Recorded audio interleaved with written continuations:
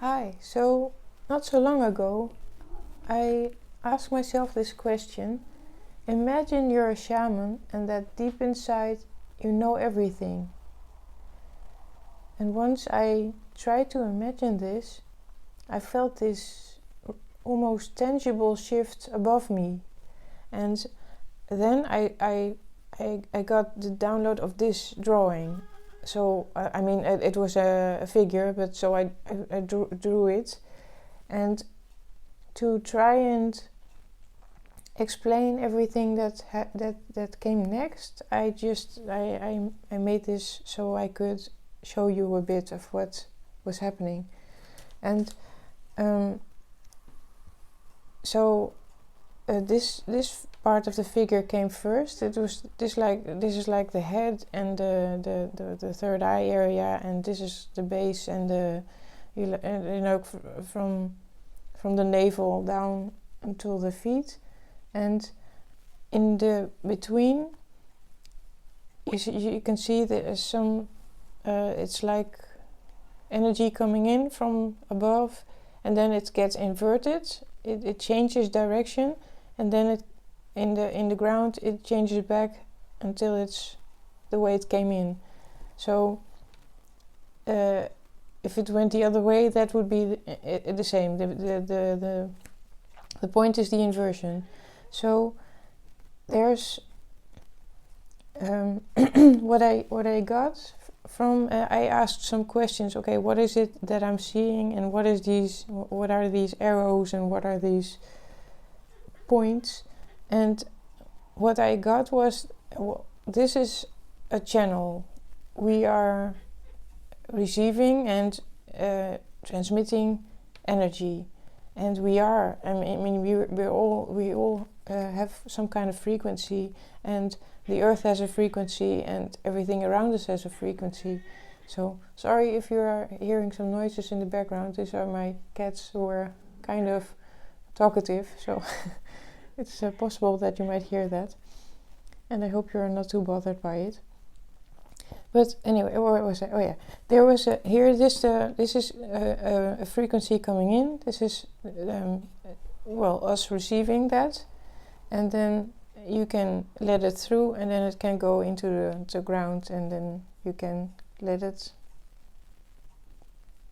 go, or you can translate it. This is a translator part, and then you can let me give an overview first. This is getting a bit scattered otherwise. So this is a receiver, this is a sender or transmitter, and in between there's a translator, and number two is our grounding connection. So this is like our grounding connection, and number three is our integration or implementing part, and in between there's another translator. So the inversion, this means what was fast is now slow, and what was unseen is now seen, and what was whole is now solo. So you can see this kind of collective and solo, and what was a vision is now creation. So these are not things I made up. These are things I got together with the image. And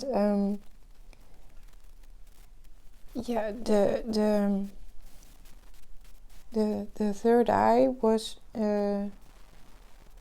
not really explained very much, but then there was a little bit lower. There are the eyes that you can see with, the mouth that you can speak with and communicate with, and the throat that you obviously can swallow or process with, and the heart is a little bit lower in the body.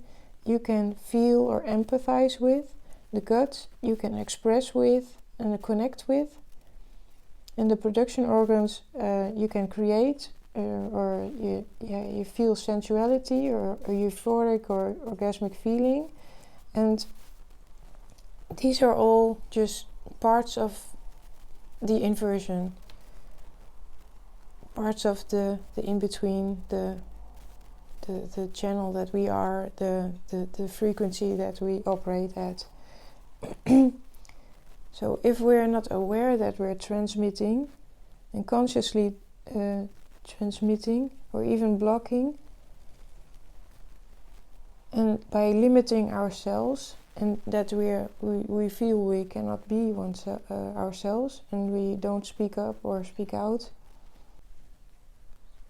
Okay, so I was asking also, what happens if this system that we apparently are, what if we don't work optimally? So there are two conditions. So if you're not aware that you're transmitting and or that you're consciously transmitting, or even that you're blocking by limiting yourself, so that you're trying not to be someone else, and you're not speaking up about what you think is important, what you feel that should be that there should be a change. And if you're also not grounding well, so then this overload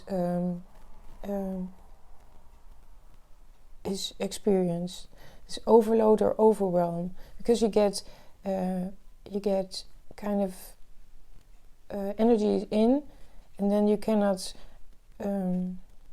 let them flow into the ground, and you cannot let them flow into the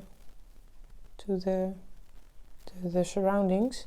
So then this channel becomes in a loop. It's like it's continuously goes around, and you cannot contain any new energy. It gets cluttered or clouded, or you get into a downward spiral, and there's stagnation.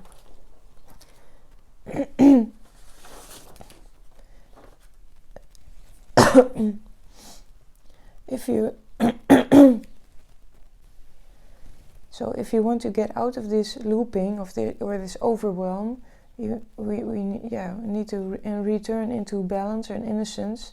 And the necessary part is to ground, of course, and to express oneself in all kinds of different ways, to get the clutter out, to achieve the clearing, the cleansing, and the flushing out of the systems. And by that I mean body, mind, and the energy on soul connection. So how to ground? Just connect with the earth? No, that's not sufficient. Also need to send the breath and the energy downwards. And by energy I mean your awareness. So you're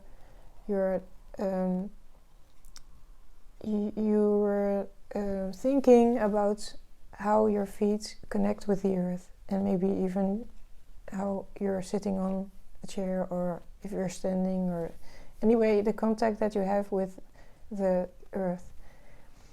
And you feel the sensations, you feel maybe tingling, or you feel maybe pressure, and then that's the way you take your consciousness there. And then you can also breathe towards it. So if you breathe in, then it's like you send it downwards to the connection with the earth.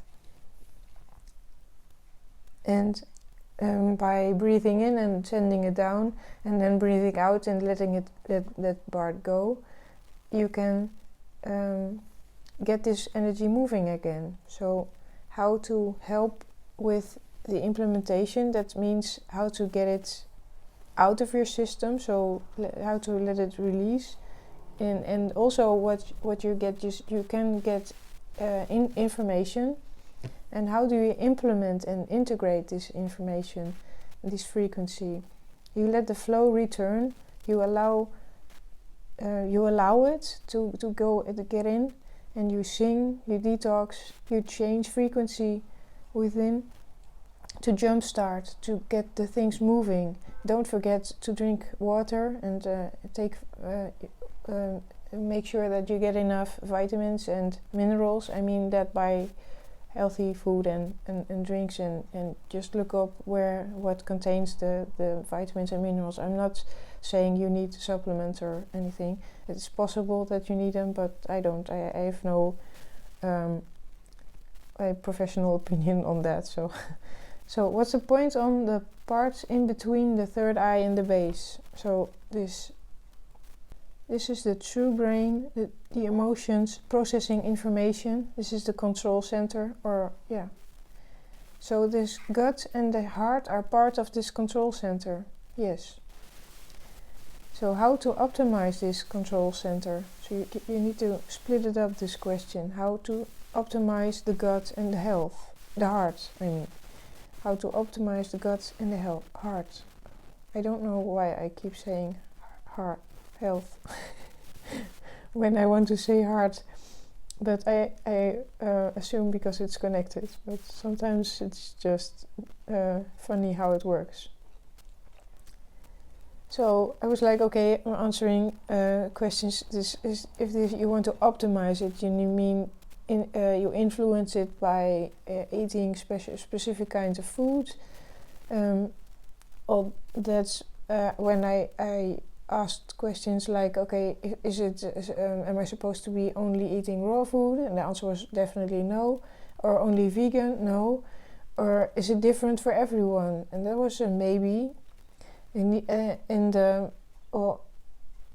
Obviously we need plenty of variation and balanced of dosage, and these are all the kinds of things that we know already, or most of us know already, and we need to prevent overeating and malnourishment. Well, that's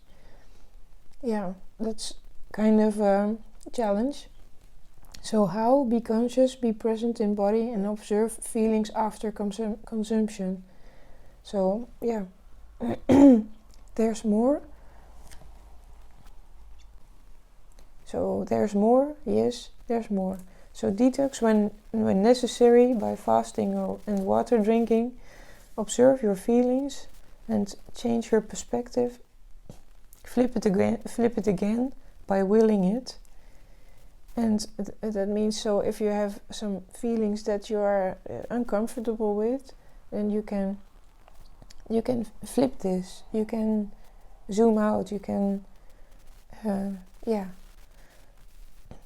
Then they said, love oneself. That means accept the whole. See the body. This is a drawing of the body for what it is. So see this body for what it is. It's a flawed system by itself. So we need the connections up and down and all around us. So eventually we need the translators, and we need also the flow.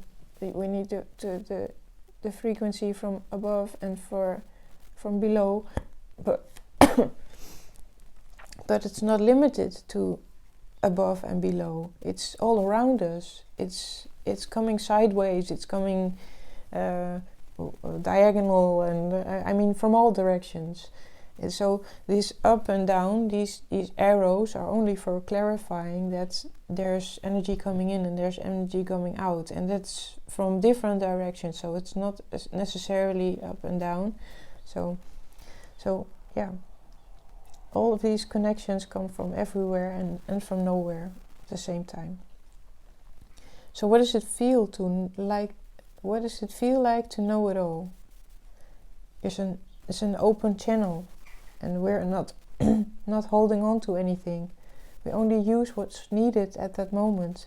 And everything is there that is needed. It will be provided. So my head started hurting because of imbalance. When the head hurts because of imbalance, one has pain and empathy happens. When you transmute it, you integrate it, you transmute it, and let it go. You let it pass through, you release it anew. And shamans are those that hold space for the emotions and then transmute them. Feel and let flow. Don't block or hold on any longer than necessary. Notice distraction is to continue to the next.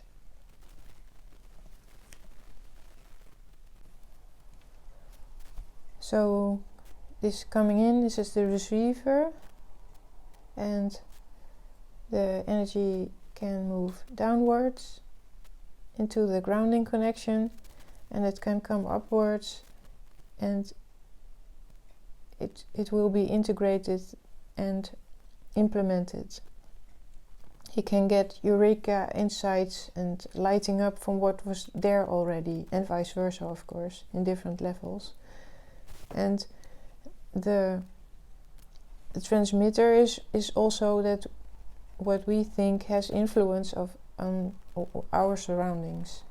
And they used to, some say we create our own reality, and that is because of this inversion system and this flow system. So we are receiver, we are transmitter on both sides, or on all sides, of course. I hope I explained this well and that you get something out of it. And it feels important to share this with you, so that you know how it works, so that especially this overwhelm that I mentioned. So what happens if this system doesn't work optimally? If you're not aware that you're transmitting, that you're consciously transmitting, or even blocking by limiting yourself, then, and you're also not grounding well, then the energy can only go around. It can only go round and round. It cannot be a flow. The flow cannot go anywhere. It cannot return into our surroundings. So it gets kind of cluttered and clouded, and you get all kinds of attachments that you don't want. I mean, this with attachments, I mean the energy that is getting old. It's not replenished. There's a downward spiral because of it, and stagnation. So you can see that would be a problem. And so if you focus on the grounding and also the transmitting, that means expressing yourself in any way, in any kind of way, by speaking up, or by sharing your ideas, or by standing up for what you think is right, or for living your life the way you think you should live it. And that's how you can get it to flow again. And also by embracing music and dancing, and how else can you change your own frequency? This is by being who you're meant to be.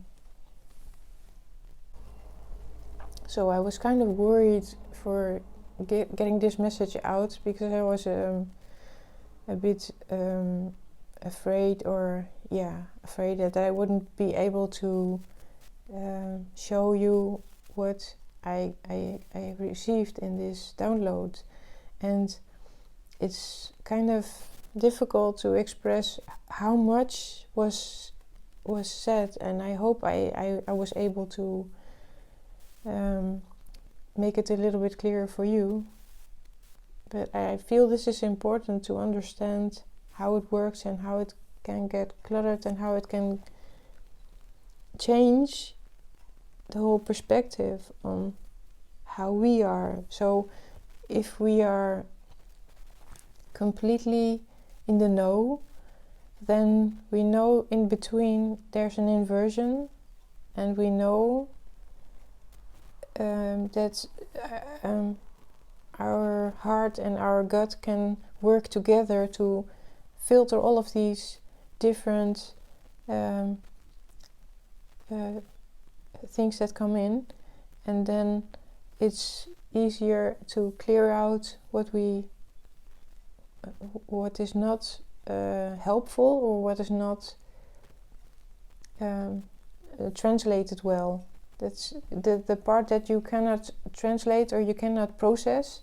Then you can let that part go, and then it will return whenever you truly need it. It will be available at any time for you. So you can, for the time being that you cannot process it, you can just let it go back into the ground or into the surroundings. So yeah, I hope that's clears it up a bit, and it's possible that I might make a part 2 of this if there's more information coming in. And if there are any questions, of course, you feel free to ask, and I would be happy to clarify if I can. And yeah, I hope this helps. Thanks for watching.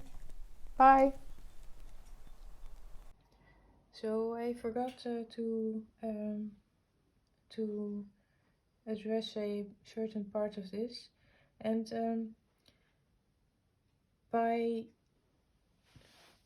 in the state of confusion, we are all susceptible for programming, and by repeating a certain message over and over, we can get programmed by what we what someone else wants us to do, to be like. So you try to yearn to understand, but you want to know why you are confused, and you want to have an explanation, any kind of explanation, because the feeling of this confusion is very hard to bear. To tolerate confusion is really uncomfortable.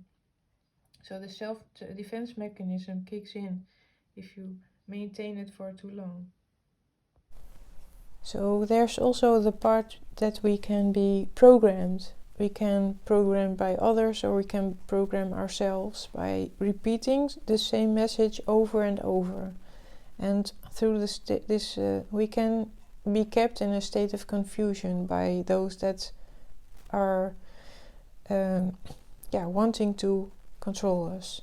So through this state of confusion, we are susceptible for the programming. So that's what they want, and that's all it needs. They only need to make us confused, so send conflicting messages. You yearn to understand, you want to see why you're confused, to have an explanation, any explanation, because this feeling of confusion is so hard to bear. To tolerate this confusion is really uncomfortable. So the self-defense mechanism kicks in if you maintain it for too long. There's no choice in it. You just the defense mechanism that is the closest, or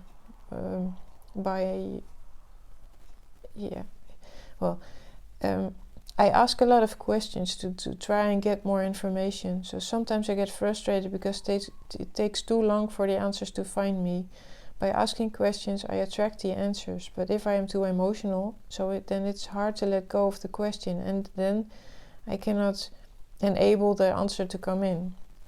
So this is why I counter what I set in motion. Then I'm so much focused on what I want to know that I'm not allowing the answers to get in. So I self-destruct in a way. I sabotage myself. So this programming that leads to self-destruction, because you lose touch with yourself along the way. But asking yourself questions might result in the same. So either way, it feels like I'm screwed. There has to be another way. So acceptance of confusion perhaps, but not all can be explained or will be explained. I just have to make the best of the current situation. Keep checking in with myself, how I am, how I want to be, where I'll go next, what I'll do next, what great adventures there are, what scary changes I can make, how I can learn more about nature, about life, about self-development, about merging in the great wholeness, the collective. So, yeah. While it's so difficult to tolerate, therein lies the answer. Only by accepting what is, I can see the different perspectives, of both sides. So the whole picture, what comes in, what goes out, everything, every part of it. As far as it is ready to present itself to us. I know that it sounds woo-woo, but it's true. Some things are just meant to be known yet. I'm impatient to know it all. There comes the tolerating again. But I just saw a flash of something. Someone was brought in hurt, bleeding. And another was hurt because they're trying to help that one that got hurt because they didn't understand the why it happened. And finally the first one is healed. They come get them and bring them home, finally going home. Why were they out of their home in the first place? How did their first pain hurt start? Was it intentional? And then I got a different message. By healing myself, I can help to heal others, and then we can all go home. So we've all been through the same, even though we were as different at different ends. One inflicting, one receiving. So we're both capable of giving and taking, or inflicting pain and receiving pain. That's kind of what I meant to say. There's a possible turnaround because limits are reached and roles reverse. So there's one nasty looping. But it's also an illusion that we keep on hurting each other, that then it'll never stop. They said love and compassion is the answer, but it's not. It's love and tolerating the unease, the shadows, the criminal actions, the hurt, the pain. It's not about internalizing or integrating, just tolerating.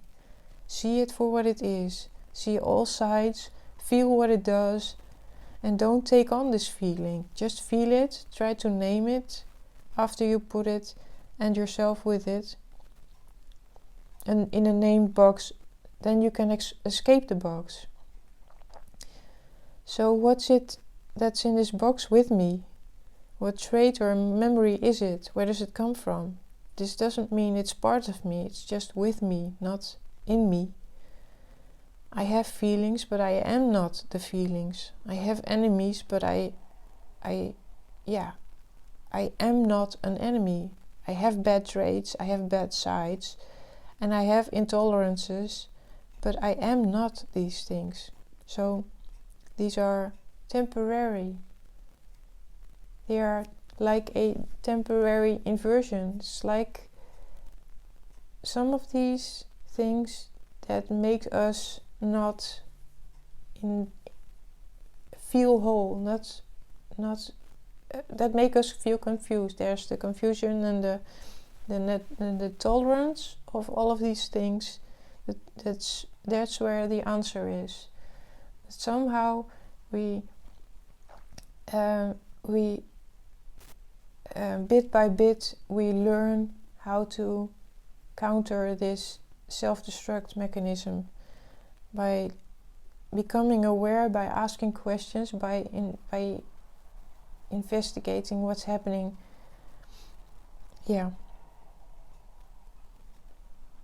Not internalizing or integrating, but tolerating.